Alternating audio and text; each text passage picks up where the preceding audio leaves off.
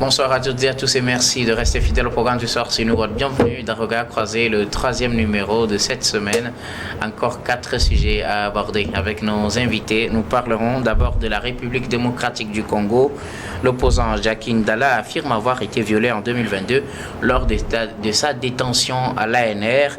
Notre deuxième sujet concerne le Bénin, arrestation de Olivier Boko, Oswald Goumeki et du commandant de la garde présidentielle. Nous en parlerons avec nos invités. Troisième sujet, nous prendrons la direction de New York pour parler de l'Assemblée générale de l'Organisation des Nations Unies. Les dirigeants relèvent les faiblesses du Conseil de sécurité. Puis nous terminerons bien évidemment par le Togo. Le CPC recommande des actions contre la vie chère. Et pour en parler ce soir, 3 invités sur ce plateau avec moi. Kokouvi Abaili Abassa, vous êtes économiste et analyste politique. Bonsoir Abassa et bienvenue. Bonsoir docteur, bonsoir à nos téléspectateurs de par le monde et un coucou spécial à mes étudiants de l'IAEC. Merci beaucoup à vous Kokouvi Abaili Abassa d'avoir répondu à notre invitation. Un plaisir. À côté de vous, Samir Orosama, vous êtes juriste et président de l'ICJVE, l'initiative citoyenne des jeunes, la voix des enfants. Bonsoir Samir et bienvenue. Bonsoir Guillaume, bonsoir à tous ceux qui nous suivent sur toute l'étendue du territoire national. Plus précisément à Kouniou, c'est dans la préfecture d'Akebou, environ 208 km de Lomé, la capitale du Togo. Un peu partout à travers le monde, notamment à Malabo, en Guinée équatoriale et à New York, aux États-Unis d'Amérique, où séjourne le président de la République, Fagne Singbe, depuis le 22 septembre dans le cadre des travaux de la 79e session de l'Assemblée générale des Nations Unies, comme j'ai toujours l'habitude de le dire, grâce à New World TV. Merci beaucoup. À vous, Samir Orosama. Notre 3e invité ce soir, Firmin Teko Agbo. Vous êtes chroniqueur politique, vous êtes journaliste, également le directeur du Centre de recherche de géopolitique internationale qui porte votre nom. Firmin Teko Agbo, bonsoir et bienvenue.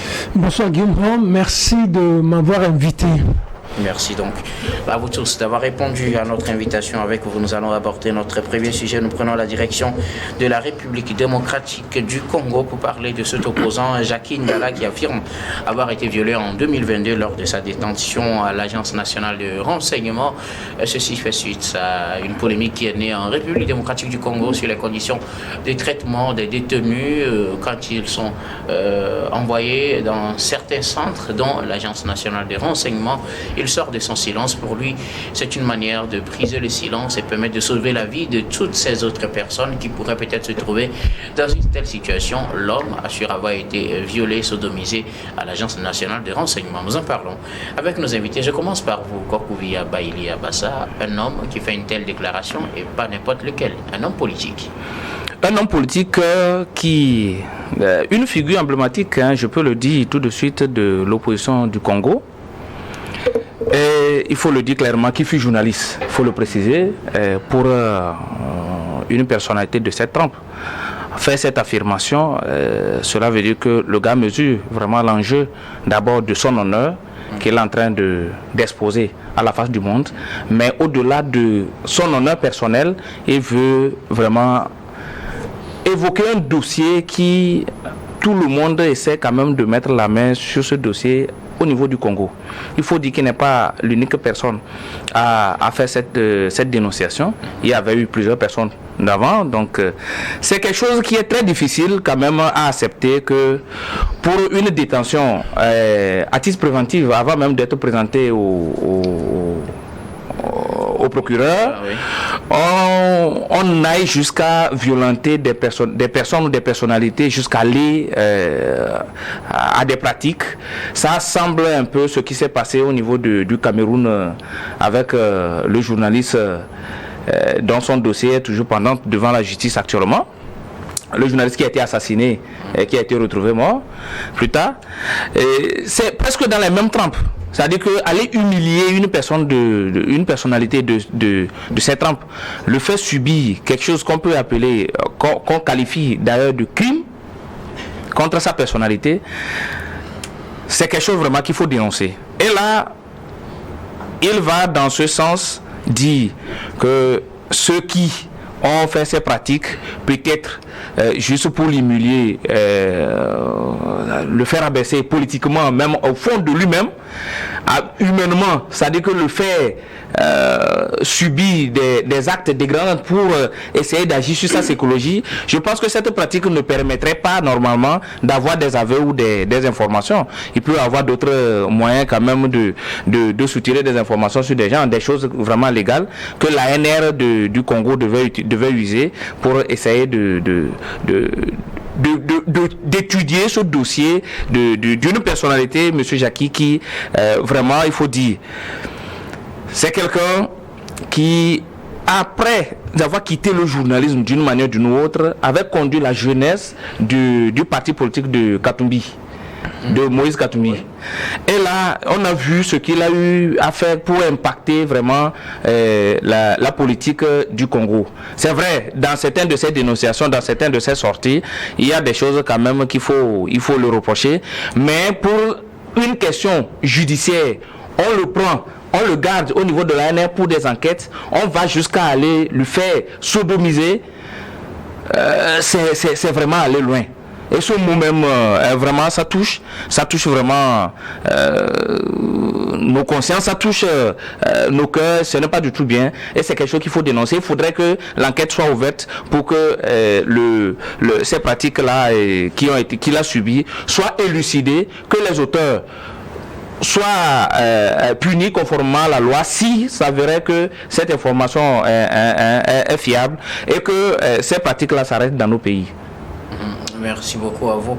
Kokovi Abaili Abassa, il faut rappeler qu'il était le coordonnateur d'un mouvement de l'opposant Moïse Katumbi à l'époque. Oui, la jeunesse, oui. Et maintenant, il est le président du mouvement de réveil et de prise de conscience en République démocratique du Congo. Jacques Ndala revient sur ces accusations contre les détentions en République démocratique du Congo de façon générale et toutes les violations, les humiliations politiques que les acteurs, surtout politiques, connaissent dans ce pays. Il assure avoir été violé lors de sa détention en 2022. La grande surprise derrière cet acte ignoble, c'est qu'on se rend compte que c'est une femme qui est derrière. Et il a fallu que cette femme-là, il a fallu que cette femme-là fasse cette révélation sur les réseaux sociaux. Madame Denise Mukendi Dousocho, qui est une ancienne candidate à la députation nationale, qui se glorifie d'avoir posé cet acte-là et d'avoir utilisé cette méthode-là pour lui infliger une certaine humiliation politique. Vous n'êtes pas sans savoir que dans cet État, en République démocratique du Congo, qui est confronté à des exactions des groupes armés, notamment au niveau de l'Est, le viol est une arme de guerre. C'est-à-dire que vous avez des femmes qui sont régulièrement violées, qui sont violentées véritablement, qui sont considérées comme des objets. Et là, apprendre que au-delà de ce qu'on sait déjà, par rapport aux différentes publications des organisations de défense des droits humains, notamment le Haut Commissariat aux droits de l'homme, notamment Human Rights Watch, on se rend compte qu'il y a également des hommes qui peuvent être aussi victimes de violences, et dont notamment de viols véritablement. Et ce qui est encore plus surprenant, c'est qu'on se rend compte que ce ne sont pas des fonctionnaires de l'État qui sont derrière cet acte-là qui a été perpétré, mais une personne extérieure à l'Agence nationale de renseignement qui a corrompu d'ailleurs les agents de l'Agence nationale de renseignement pour pouvoir régler son compte à un adversaire politique. C'est ahurissant que dans ce pays, des choses comme ça ignobles se produisent. Cela nous interpelle véritablement sur les conditions de détention lorsqu'il s'agit de la garde à vue ou de détention dans les différents centres pénitentiaires. Nous avons énormément de lacunes. Nous avons énormément de lacunes en termes de méthodes déployés dans ces centres-là de détention de garde à vue, dans ces centres-là donc de détention lorsqu'il s'agit donc de purger ces peines-là. Et je pense qu'il faut qu'il parle, et il a parlé véritablement, parce qu'en parlant ça permet de dénoncer, en dénonçant ça permet à ce que la justice s'approprie donc cette affaire-là et qu'une enquête soit ouverte pour que la lumière soit faite véritablement. Parce que quand vous prenez la RDC, il y a énormément de viols, des cas de viols qui ont été dénoncés mais qui sont restés comme ça. Il n'y a pas eu de poursuite, il n'y a pas eu de sanction. Les femmes sont laissées à elles-mêmes. Il a fallu qu'un certain nombre de citoyens, notamment le docteur Denis Mukwege, qui a mis en place une structure sanitaire afin de pouvoir réparer ces femmes-là, si on peut utiliser cette expression, réparer ces femmes-là qui ont subi donc des cas de violence. Donc je pense qu'il faudrait qu'une enquête soit ouverte véritablement, qu'on puisse faire la lumière par rapport à ce qui s'est passé véritablement en 2012 lorsque cet opposant était en détention en garde à vue, je peux le dire, à l'Agence nationale de renseignement, et que cette personne qui se glorifie, cette dame-là qui s'est glorifiée sur les réseaux sociaux d'être derrière cette manœuvre-là, cette manœuvre humiliante-là qui consistait à régler un compte à un adversaire politique qu'il estimait véritablement constituer un obstacle pour lui, comment l'appelle-t-on, en vue d'obtenir donc le siège à l'Assemblée nationale. Je pense qu'il faudrait au niveau de notre continent que nous prenions conscience de ce que nous posons comme acte dans ces centres-là où on dénomme énormément des cas de violation des droits de l'homme. On a tant donné de leçons à ces occidentaux comme quoi les droits de l'homme, ils violent les droits de l'homme, comme quoi ils sont des donneurs de leçons en termes de droits de l'homme, alors qu'en réalité, dans nos pays, au niveau de nos centres de détention, nous ne donnons pas l'exemple véritablement. Les conditions de détention ne sont pas réunies. Les conditions dans lesquelles on interroge véritablement les présumés coupables d'un certain nombre de délits, de crimes, ne sont pas respectées véritablement. Alors que, en réalité, pour pouvoir se faire respecter sur le plan international, nous devons nous doter d'un certain nombre de méthodes conventionnelles de détention, de méthodes conventionnelles d'interrogation pour ne pas faire, comment je vais dire ça, pour ne pas être à la risée donc du monde entier. Et je pense qu'il est important que cette affaire-là ne reste pas sans punition. La justice congolaise doit pouvoir se saisir de cette affaire-là, que toute la lumière soit faite et que la dame-là qui a relayé cette information sur les réseaux sociaux soit poursuivie et qu'elle soit reconnue coupable donc de cette humiliation qui a été infligée à cet opposant qui a été condamné dans le temps à 22 mois de prison ferme. Il a recouvert sa liberté après avoir purgé 11 mois de prison. Merci beaucoup à vous. Samir Ourossama, Firmet Ekoabo, une nouvelle révélation en République démocratique du Congo, un viol suivi par un homme politique lors de sa détention en 2022 à l'Agence nationale de renseignement. Bon, je pense que le viol est une pratique assez courante en RDC. Et si vous voyez ou vous vous référez à tout ce que le docteur Denis Mukwege a eu à faire durant toute sa vie, durant des décennies, vous comprenez tout de suite que le viol est une pratique courante dans ce pays-là. Si on va faire justice, si on demande que justice soit faite en faveur de Jackie Ndala, mais il faut qu'on demande que justice soit faite en faveur de toutes ces femmes qui ont été violées pendant des années dans ce même pays. On a cherché à réparer les femmes, excusez-moi l'expression, on a cherché à aider les femmes, à les dédommager, à les soigner psychologiquement, physiquement, mais les auteurs, on n'en a pas souvent parlé. La plupart de ces auteurs, on n'en a pas souvent parlé. Mais si on va parler de ce politicien, il faut qu'on parle de ces femmes-là aussi. C'est important. On va juste chercher à régler le problème du politicien. Mais là, ces femmes-là, moi je souhaiterais que, si les enquêtes vont se poursuivre, que ces enquêtes emballent et la situation des femmes qui se sont fait violer pendant des années et la situation de ce politicien-là. C'est là où c'est aussi, c'est rien de surprenant. La deuxième chose que je voudrais faire observer, c'est qu'en réalité, dans toutes les prisons au monde, il y a le viol et la violence. Dans presque toutes les prisons au monde, même en France, aux États-Unis, au Mexique, que ce soit dans les pays occidentaux, coréens. Sauf qu'ici, c'est pour des motifs politiques. Oui. Quand on accuse, par exemple, un certain Jackie Ndala d'être candidat contre le président Tshisekedi ou de vouloir qu'il ne gagne pas, et quand on se sert, par exemple, du viol comme arme politique ou bien arme d'humiliation politique, est-ce que ce n'est pas différent de ce qu'on vit dans les autres prisons? Oui, mais c'est différent. Mais c'est juste vous dire qu'en réalité, c'est les mêmes pratiques dans toutes les prisons. C'est la même pratique. Moi, vous savez, j'ai eu une fois la chance, je peux dire la chance, d'avoir rencontré deux jeunes femmes qui ont été victimes de viol. Quand vous discutez un peu avec elles, il y a des sujets que vous ne devez pas toucher. C'est-à-dire, elles deviennent violentes tout de suite. Elles réagissent énergiquement, elles peuvent même vous quitter. C'est-à-dire, c'est des choses qui les détruisent en réalité. Mais un homme, moi, quand on parlait du viol du policier, moi je crois qu'il s'est fait violer par une femme. C'est ce que j'ai cru tout de suite, au fait. Mais en réalité, c'est-à-dire, je voudrais voir un homme qui s'est fait violer une fois par une femme. Peut-être son attitude serait différente de l'attitude d'une femme violée.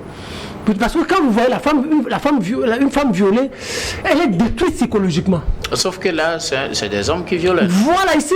Mais ici, c'est-à-dire, quand on parle de sodomie, et encore que ce soit un politicien, ça c'est juste, c'est le détruire aussi, chercher à le détruire psychologiquement. Oui. C'est ça, en fait. L'objectif premier, c'est le détruire, le déshumaniser, lui montrer qu'il n'est rien. En réalité, peut-être c'est un idiot qu'on a pris pour le violer. C'est pour le détruire, pour qu'il ne poursuive plus son ambition politique. C'est ça l'objectif. Ça, on peut le dénoncer. Ça, même si c'est bien, vous savez, j'ai l'habitude de dire qu'en politique, il y a tout. Tous les chemins, tous les moyens, toutes les voies sont bonnes pour la politique. En politique, on passe par tous les moyens pour vous détruire. Mais ce que nous, journalistes, acteurs de la société civile, ou peut-être autres acteurs politiques, on est là pour dénoncer cela. Sinon, c'est politique ce qu'on est en train de le faire. En réalité, si les lois peuvent le permettre, celui-là ou celle-là, la dame-là, qui se vante sur les réseaux sociaux, la loi doit la poursuivre. Et elle doit être poursuivie jusqu'à la justice, subir la rigueur de la loi. C'est ce qu'on peut dire. Mais la deuxième chose, la deuxième chose, le président de la République, il est dans ce pays. Pourquoi il peut permettre à ce que de telles choses soient faites? Est-ce qu'on avait besoin qu'on aille jusque-là? Est-ce qu'on avait besoin qu'on aille jusqu'à cette pratique pour le déshumaniser? En réalité, pour déshumaniser ses opposants, pas lui-même. Mais pardon? Pour déshumaniser ses opposants. Pour déshumaniser ses opposants. Est-ce qu'il y a besoin de cette pratique-là? On n'en a pas besoin. On n'a pas besoin, mais peut-être que c'est parce que le viol est une pratique courante qu'on se laisse aller. Mais je suis sûr et certain que, bon, peut-être, je ne vais pas exagérer, je suis certain que cette affaire n'ira pas loin. Parce que quand ils vont porter plainte après Félix Tshisekedi afin que justice lui soit rendue. Oui, justice, mais attendons aussi la justice sera véritablement rendue. Moi, je me demande pourquoi le procureur de la République du Congo ne s'est pas auto-saisi de ce dossier aussitôt que la dame est clamée sur les réseaux sociaux que c'est elle qui n'est même pas membre de l'ANR, c'est elle qui a commandité, comment on appelle, ce taxe. Et il faut dire que la personne a été rouée de coups, tout ça là, droguée même avant d'être sodomisée, il faut le dire. C'est vraiment aller au-delà des attendements d'un humain. Ceux qui ont posé cet acte, ils sont à la limite des animaux, si on peut le dire. Et puis moi, je me demande, est-ce qu'on a besoin de faire ça? On a besoin de ça. Ok, rapidement, il faut dire que l'affaire suscite beaucoup de réactions en République démocratique du Congo, où le Conseil supérieur de la communication et des médias a imposé un embargo médiatique de 45 jours concernant les deux acteurs. Nous y reviendrons peut-être dans les jours à venir. Merci beaucoup pour vos contributions. Nous allons marquer la première pause, puis on va revenir tout à l'heure pour la suite de cette émission.